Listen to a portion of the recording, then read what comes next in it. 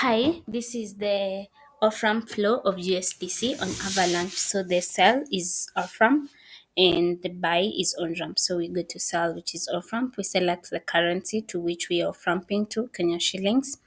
We select the chain, which is Avalanche. Then we connect our wallet, which is MetaMask in this case, and connect. We see the address we are connected to. Then if I want to sell to USDC, I'll receive 250 Kenya shillings because of the rate. And then next, I provide the phone number which I want to receive the amount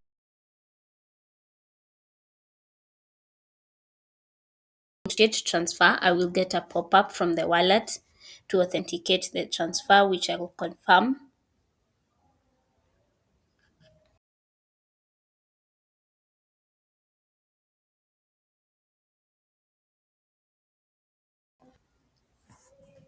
And then now we go to order in progress where we wait for the transaction to be processed.